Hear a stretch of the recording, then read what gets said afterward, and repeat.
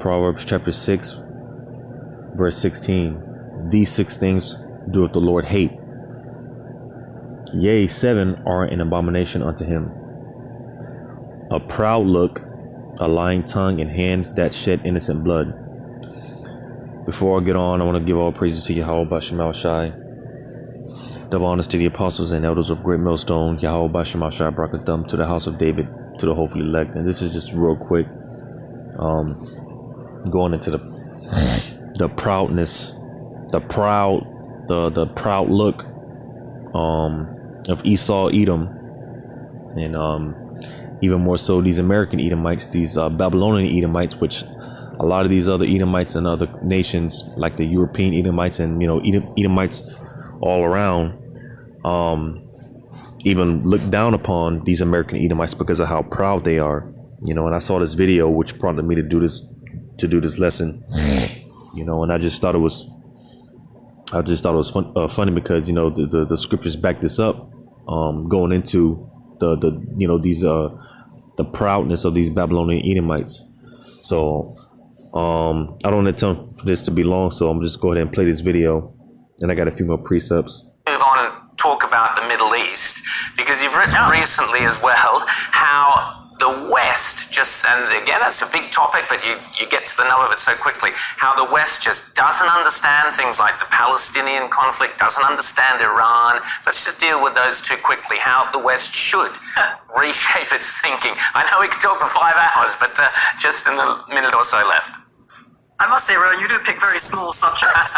The fundamental problem with the way the West treats the rest of the world is that it believes that everybody is like the West. It goes on and on, beating itself up about its own imperialism. But in fact, it is imperialist in that it is so arrogant. It expects and thinks that everyone in the world thinks like it. As a matter of fact,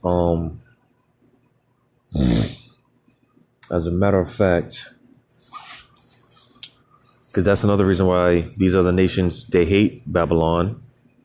Because she mentioned in imperialism, which, if I'm not mistaken, I believe you can just look this up on Google. Imperialism basically just going into taking things by force, which that's how America has conquered everything. They have their imprint, their stamp on all these other nations. By way of their blessing, which is a sword. They take everything by violence. And there's a precept. It's on the tip of my tongue. It's on the tip of my tongue. If I can find it.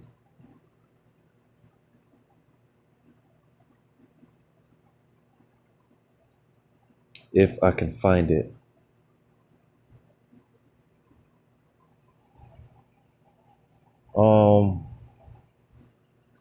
As a matter of fact,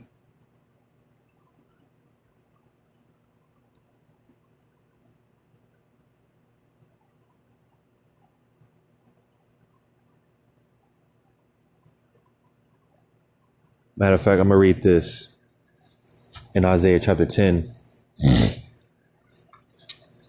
Isaiah chapter 10, I'll start at verse 5. It says, O Assyrian, the rod of mine anger and the staff in their hand is mine indignation. And basically, the Assyrian, because whenever the children of Israel went in captivity, that was the judgment of Yahweh Bashem Shai. All right, and the Assyrians, Babylonians, all the way up until today, being that the 12 tribes are here in Babylon the Great, and serving this harsh captivity. You look around and see how our people get dealt with, how we get treated ever since the transatlantic slave trade, and what Esau and these other nations, what they did to our people. That was ultimately the indignation of Yahweh Bashem Shai.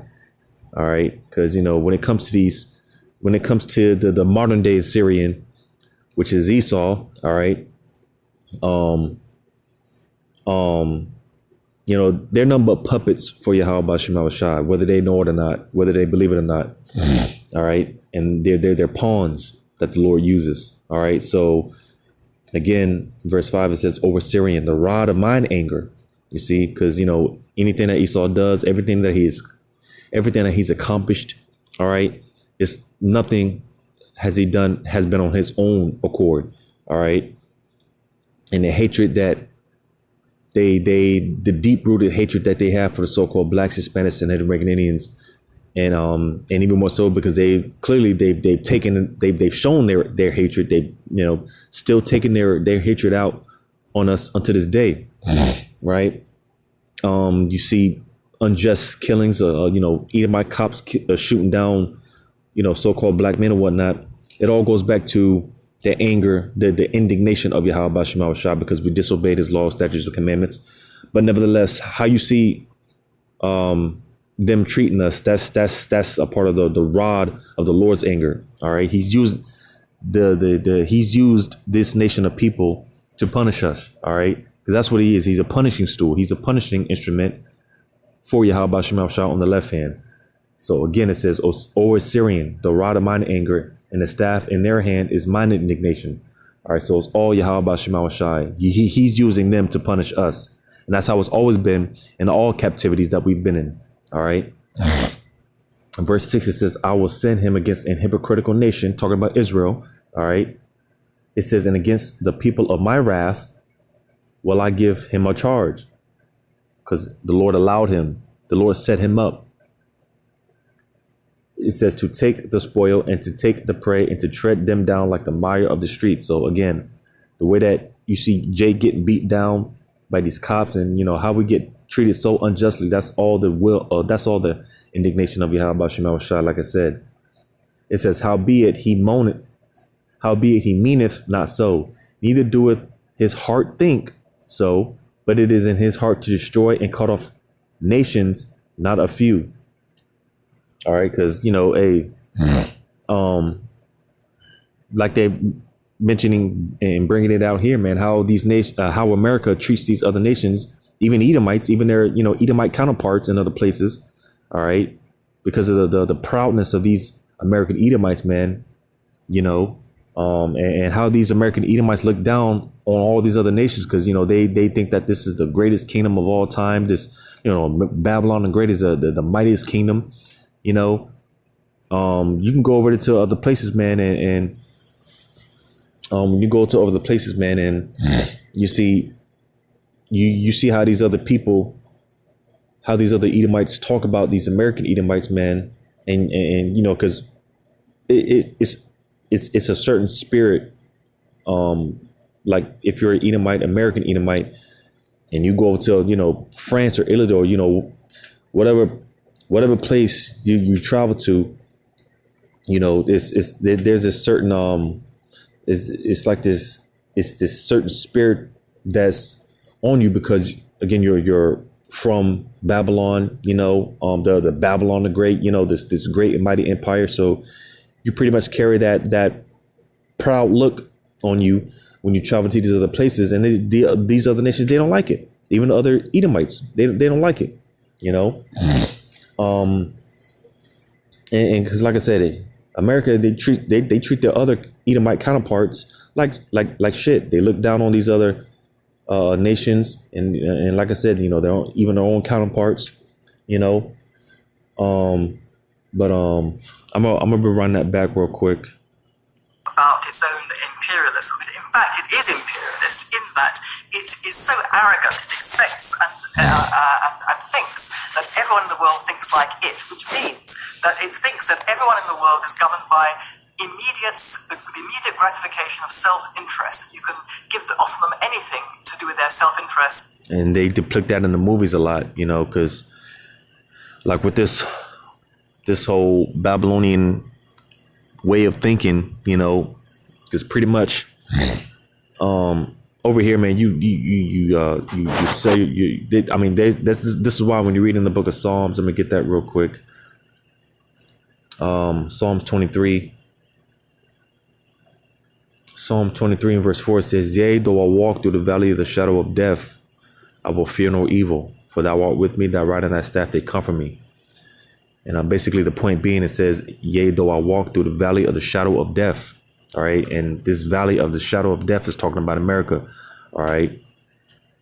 A valley being a low plain, being a low plain and pretty much describing America with this low values and low morals, right? Versus other places, man, they have some sense of integrity and some sense of dignity about themselves. You know, they walk a certain way, you know, versus over here in this low land, this place of low morals and low values, right? You know, these people, they're so quick to sell themselves out, you know. And it's funny because, like I said, you know, they depict that in movies sometimes, you know, talking about how, you know, because pretty much you can over here in America, man, you can sell your integrity, man. You know, you can compromise yourself, you know, with the right amount of fiat currency, you know, the right amount of money, you know, you sell yourself, you'll sell your integrity, you know, versus in other places they don't tolerate that shit, you know. So I just thought that was funny. She said that, how she said that. Which means that it thinks that everyone in the world is governed by the immediate gratification of self-interest. That you can offer them anything. Yeah, because that's what this place teaches. You know, it teaches you to be all about yourself. You know, self-gratification. You know, over gluttonous and you know things like that. Versus, like I said, in some places, you know, they have some type of standard, man. They have some type of principle that they live by. Versus over here in America, man, it's just, you know, do whatever you want, man. Party hardy all night, all day and night, you know.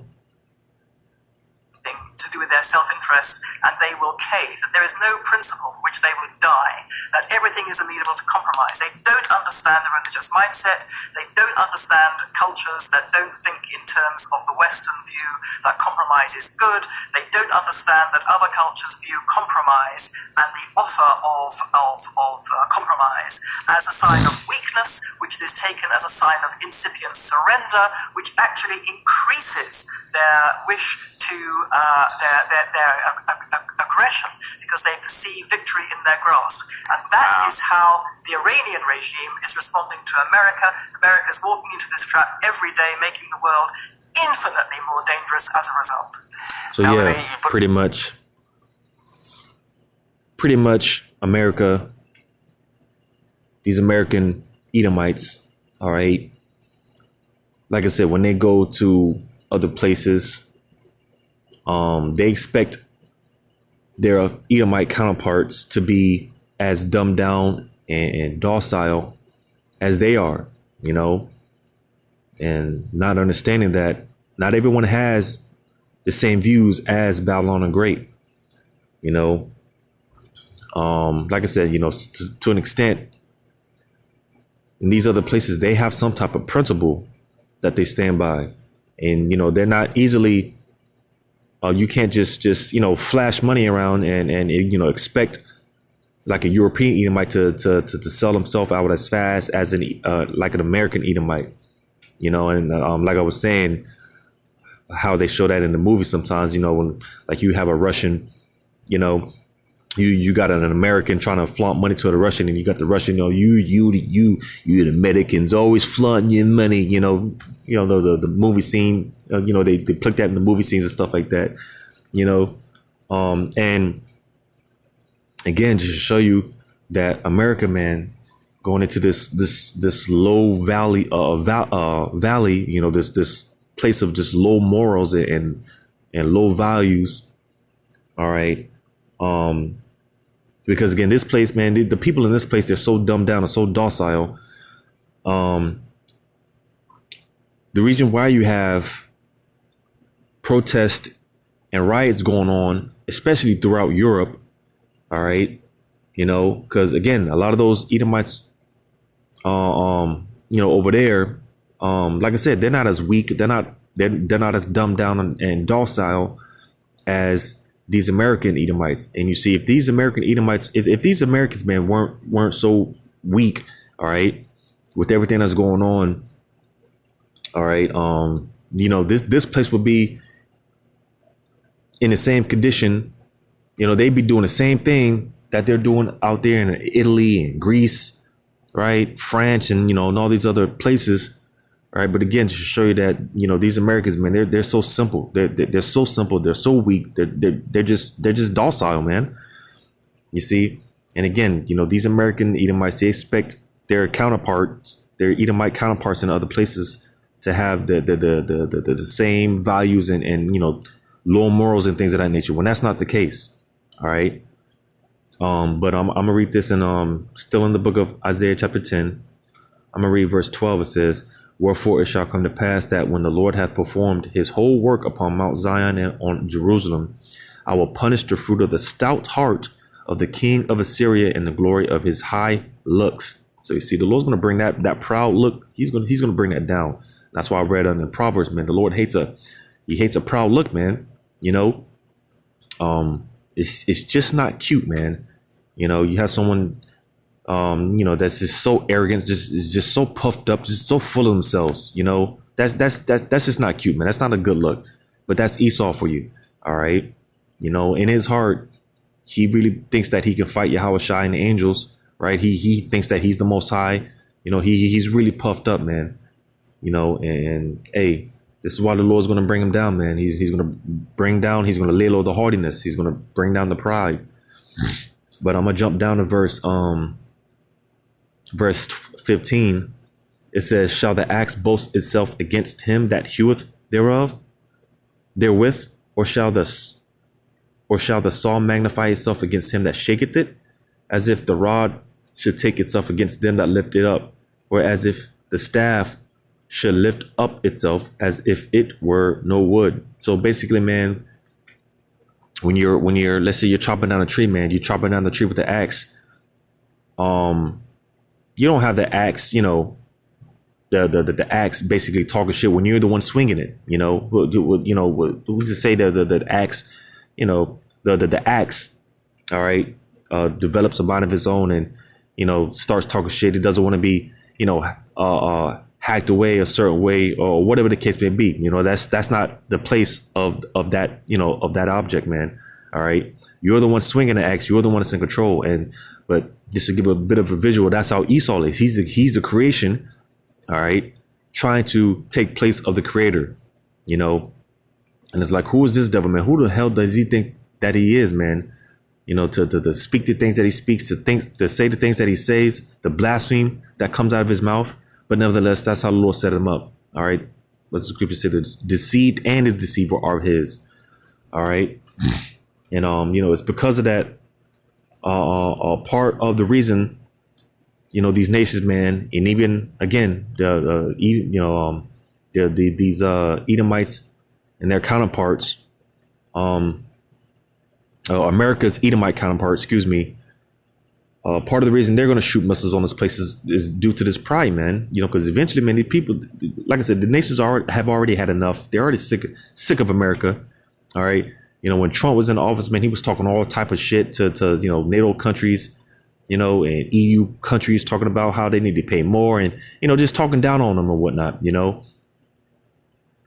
But like I said, part of the reason why America's Edomite counterparts and all these other nations, all the heathen nations, because everyone's going to shoot them missiles.